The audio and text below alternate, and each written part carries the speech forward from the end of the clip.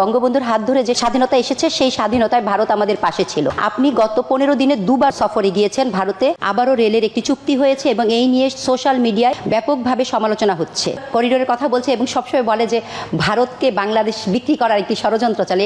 যারা সবসময় অপপ্রচার চালায় তাদের একটি মুখরোচক গল্প। আজকে ইউরোপের দিকে তাকান, সেখানে কোনো বর্ডারই নাই, কিছুই নাই। তাহলে কি একটা দেশ আরেকটা দেশের কাছে বিক্রি করে দিয়েছে? শেখ হাসিনা এই দেশকে বিক্রি করে না, কারণ আমরা এই দেশ স্বাধীন করেছি, এটা তাদের মনে রাখা উচিত। আসসালামু আলাইকুম। বাংলাদেশের রাতের ভোটের অবৈধ প্রধানমন্ত্রী ভারত সফর করে এসেছেন।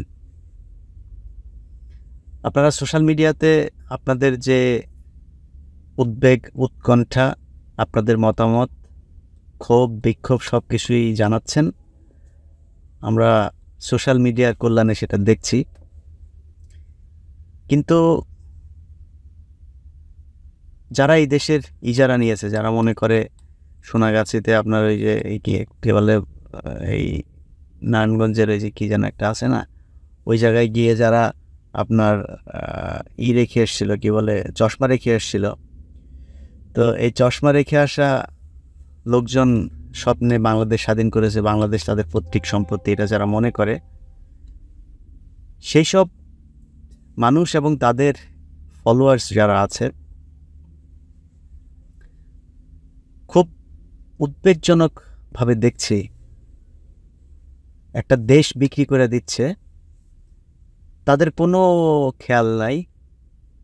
একজন সাংবাদিক শেখ হাসিনা ভারত থেকে এসে একটা সংবাদ সম্মেলন করেছে, বিটিভিতে গেলে আপনারা দেখতে পারবেন। সেই সংবাদ সম্মেলনে একটা মহিলা, আমি চিনি না কোন টিভি বা পত্রিকার সাংবাদিক সে, তো এই মহিলা ভারতের এই সফরের ব্যাপারে কোশ্চেন করার আগে মূল কোশ্চেনটা হচ্ছে যে ভারতকে নিয়ে, এই যে ভারত সফর নিয়ে ভারতকে আমরা ট্রানজিট দিচ্ছি, এই জন্য মানুষ সমালোচনা করছে, এরা সব হচ্ছে পাকিস্তানের লোক, এটা হচ্ছে মূল কোশ্চেন। কিন্তু এই কোশ্চেনটা করার আগে তিনি যা যা বললেন, মাননীয় প্রধানমন্ত্রী ভারত বাংলাদেশের অকৃত্রিম বন্ধু, 71-এ সেই প্রমাণ তারা রেখেছে, আমরা তা দেখেছি। ভারত আমাদেরকে অনেক কিছু দিয়েছে, বাংলাদেশকে স্বাধীন করে দিয়েছে। 71-এ যে মহিলাই কোশ্চেন করেছে তার পরিবারেও কিছু বীজ টিজ ঢেলে দিয়েছেন বর্ডারের ওই পারে যখন ছিল, ওই বীজেই এই মহিলারা পয়দা হওয়া। বঙ্গবন্ধুর হাত ধরে যে স্বাধীনতা এসেছে সেই স্বাধীনতায় ভারত আমাদের পাশে ছিল। আপনি যদি এই কানেক্টিভিটির ফলে বাংলাদেশ কিভাবে সুফল পাবে সেই বিষয়টি একটু পরিষ্কারভাবে বলতেন তাহলে। চালু হতে সমালোচনা হচ্ছে কেন? যে কোশ্চেন আর শেখ হাসিনার উত্তরের তো জবাব নেই। জিয়া, এরশাদ, খালেদা জিয়া উপর দিয়ে ভারত বিরোধী কথা বলেছে, আর ভারতে যে তাদের পা ধরে বসে থেকেছে। যারা বিক্রির কথা বলে 71 সালে তারা পাকিস্তানি দালালি করছে, আর কি করেছে। শেখ হাসিনা বলছে যে ইউরোপের তো সব দেশের ভেতর দিয়ে যেতে, সেটা মানে কি দেশ বিক্রি করা হয়ে গেল? আজকে ইউরোপের দিকে তাকান, সেখানে কোনো বর্ডারই নাই, কিছুই নাই। তাহলে কি একটা দেশ আরেকটা দেশের কাছে বিক্রি করে দিয়েছে? শেখ হাসিনা এই দেশকে বিক্রি করে না, কারণ আমরা এই দেশ স্বাধীন করেছি, এটা তাদের মনে রাখা উচিত। শেখ হাসিনা তোমার ভিতর দিয়া দিবে, মানে নিবে আর কি, গাড়ি চালাবে, তোমার ওই দিক দিয়ে তো তোমার দিবে না। বাংলাদেশ 20 থেকে 15 মাইল থেকে 20 মাইলের একটা রাস্তা, বাংলাদেশ থেকে ভুটানে যাওয়ার, নেপালে যাওয়ার দিকে যে করিডোরটা, এইটুক জায়গা বাংলাদেশ আজকে যুগের পর যুগ ধরে চাচ্ছে একটু ট্রানজিটের জন্য, বাংলাদেশকে দিচ্ছেন না। এই শেখ হাসিনাও চাচ্ছে, দিচ্ছে না। কিন্তু শেখ হাসিনা দিয়ে এসছে। দিয়ে আসার কারণ কি? কারণ তার ক্ষমতায় থাকতে হবে, ক্ষমতায় থাকার জন্য সে সব কিছু করছে। তো এটাতে খারাপ লাগে না, এটাতে একদমই খারাপ লাগে না। কারণ শেখ হাসিনা, তার পরিবার, তাদের চরিত্র কেমন, এটা বহুদিন ধরে এইটাই চলছে। এই বাংলাদেশ মানে পাকিস্তানিদের সাথে আমাদের যে সম্পর্কের অবনতি, এগুলো এই পরিবারের কারণে। সেই আপনার আগরতলা যায়, রয়ের লোকজনের সাথে যায় মিটিং করা, বাংলাদেশ 2 ভাগ করার জন্য তাদের যে পায় তারা, সেটা বহু আগে থেকেই তারা করছে, নতুন কিছু না। তো তাদেরকে যারা ফলো করে, তখন কিছুই করে না। বাংলাদেশের 3 শ্রেণীর মানুষ আছে। এক শ্রেণী সরকারকে প্রচণ্ড রকমের ঘৃণা করে, ঘৃণা যারা করে এদের মধ্যে কেউ কেউ তার ক্ষেত্র থেকে যতটুকু সম্ভব সেইটুকুও করে। আর আরেকটা শ্রেণী আছে এই সরকারকে সমর্থন করে, সরকার ক্ষমতায় থাকার জন্য যা যা প্রয়োজন সেটাও তারা করে। আরেকটা শ্রেণী আছে, যে শ্রেণী কিনা এরা মনে করে এরা পৃথিবীর সবচাইতে চালাক, বুদ্ধিমান এবং এরা সুবিধাভোগী একটা শ্রেণী। এদের সাথে ধরেন কথাবার্তা বললে, মানে আমার পক্ষেও না বিপক্ষেও না, আমি কিন্তু কখনোই চাই না যে বাংলাদেশের সব মানুষ আমাকে পছন্দ করুক, আমাকে সমর্থন করুক, আমাকে ভালোবাসুক, আমি একদম চাই না। বহুবার এই কথা আপনাদেরকে বলেছি, আজকেও বলছি। তো যেই শ্রেণীটার কথা সবশেষ বললাম, এরা আপনার যখন কিনা করে আমাদের সাথে দেখা করে বা কথা হয়, বা পাশের থেকে আরেকজনের সাথে হয়তো সমালোচনা করে যে পশুদাই খামাকা, মানে কোনো কাজ নাই, এরা কি পলিটিক্স নিয়ে কথা বলে, আমরা অনেক কিছুই বুঝি না, এরা বিশাল চালাক। এটা খাওয়া দাওয়া আর হাগামুতার জন্য মানুষকে আল্লাহ দুনিয়ায় পাঠায় নাই। আমার এই 2 চোখ দিয়া আমি যা দেখছি সেটা যদি সত্য হয় সত্য বলতে হবে, যদি মিথ্যা হয় তাহলে মিথ্যা বলতে হবে। একজন মানুষের যদি প্রয়োজন হয় তার কোনো কিছু হেল্প করার, সে হেল্প করতে হবে।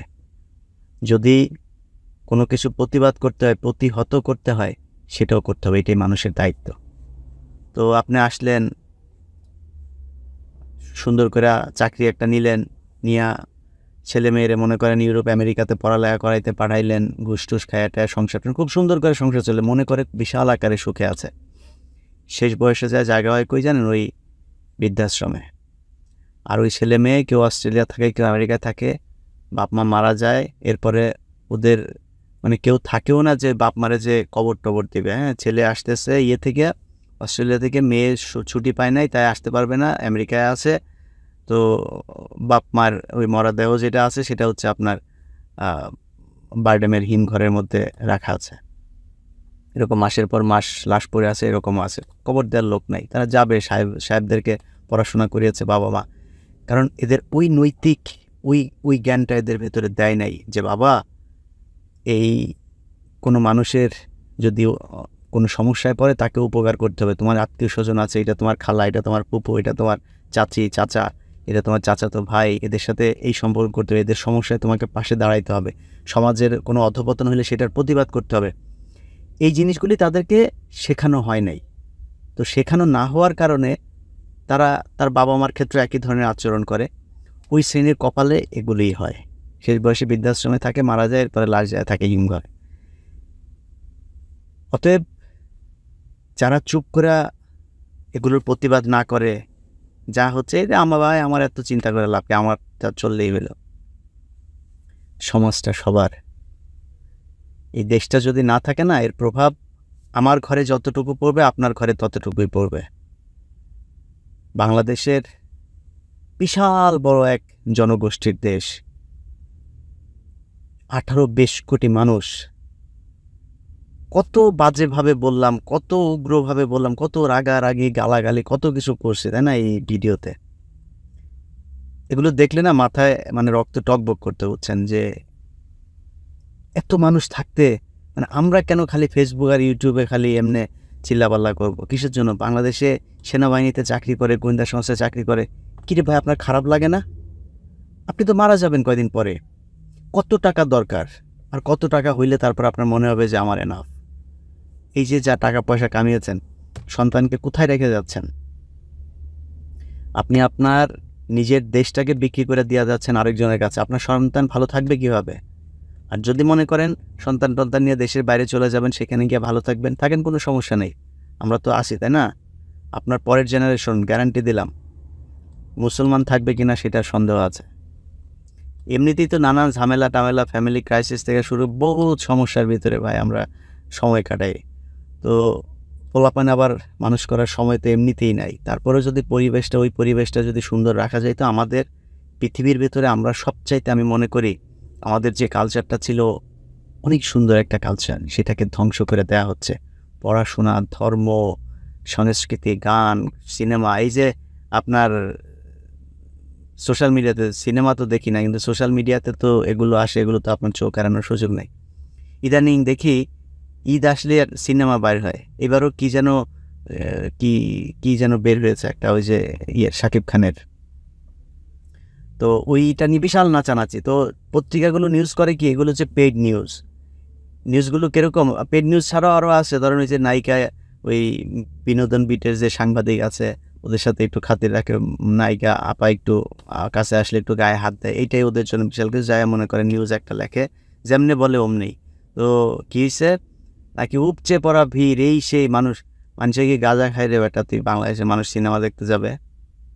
তোদের সিনেমা এগুলি অখাদ্য কুখাদ্য মানুষ খায়, মানুষকে ভারতীয় সিরিজ, ভারতীয় সিনেমা, ভারতীয় এগুলোকে মানুষের সামনে অ্যাভেলেবেল করা হয়েছে। আর আমাদের দেশের যে চলচ্চিত্র সেটাকে ধ্বংস করা হয়েছে। এখন যারা সিনেমা বানায় ওরা নিজেরা সিনেমা হলে হলে যায় ঘুরে, হ্যাঁ, ঘুরে যাতে কিছু দর্শক নিয়ে সাথে নিয়ে যায়, মনে করেন যে 20-25 জন, ওইটারে নিয়ে একটা গ্রুপ পিকচার উঠায় তারপরে বলে হল ভর্তি নাকি মানুষের বলদ মনে হয়। তো এইভাবে প্রতিটা সেক্টরকে ধ্বংস করবে, এটা হচ্ছে ভারতের টার্গেট। অতএব মনে করার কোনো কারণ নাই আমার সমস্যা, আপনি সমস্যায় পড়বেন না, আপনি খুব ঠিক আছেন, আপনার সব কিছু ভালো মতো চলবে, একদম মনে করার কোনো কারণ নেই। আজকে ভারতের সাথে যে চুক্তিগুলো করে এসেছে সেই চুক্তিগুলোর ব্যাপারে সাংবাদিকদের উচিত ছিল তাকে সেইভাবে কোশ্চেন করা। তিস্তার যে সংকট, সেই সংকট তৈরি করেছে ভারত। এখন ভারত আমাদেরকে নাকি তিস্তা প্রকল্পে অর্থায়ন করবে। ভারত বাংলাদেশে এ পর্যন্ত বহু প্রকল্পে অর্থায়ন করার কথা বলেছে, তার 0.3% তারা এখন পর্যন্ত টাকা ছাড় দেয়। কদিন আগেও একটা নিউজে দেখলাম যেই জায়গায় ছাড় দিয়েছে সেগুলো তাদের দেশের সব মেটেরিয়াল, তাদের দেশের শ্রমিক, তাদের দেশের সব কিছু দিয়া তারা প্রকল্প করে। এরপরে ওই যে ভৈরবের ওইদিকে রেল প্রকল্প একটা করেছে, সেখানে গরমের মধ্যে রেল লাইন বেঁকা হয়ে যাচ্ছে। এ হচ্ছে তাদের প্রজেক্ট। তারা এই দেশের চুষে খাবে, এই দেশকে কোনো কিছু দিবে না। এটা তাদের একদম মানে রাষ্ট্রগত একটা চরিত্র। অতএব আমি খুব বেশি কিছু আর বললাম না, খুব বাজেভাবে আর বললাম না। যদি মানুষের পয়দা হুয়া থাকেন, হ্যাঁ, যদি মানুষের পয়দা হয়ে থাকেন, গোয়েন্দা সংস্থা বিশেষ করে আর্মি, পুলিশ, রাজনীতিবিদ, আপনাদের কাছে অনুরোধ, আমি আপনার চাইতে অনেক কম জ্ঞানী, আমি আপনার চাইতে অনেক বয়সও ছোট হব, তারপরেও আপনার কাছে অনুরোধ, যার জায়গা থেকে আমরা সারাদিন যদি সেনাবাহিনী পুলিশকে নিয়ে গালাগালি করি, তারপরেও অনেক সেনাবাহিনীর অফিসার আছে, পুলিশের অফিসার, ভেতরে তাদের যন্ত্রণা হয়, কষ্ট পায়, কিছু করার নাই, তারা ওইভাবে চলতেছে। তো আমি মনে করি যে আপনার তাদের একটু আগে আসা উচিত, দেশটাকে বাঁচানো উচিত। সবার কাছে এই অনুরোধ রেখে শেষ করছি। আল্লাহ হাফেজ।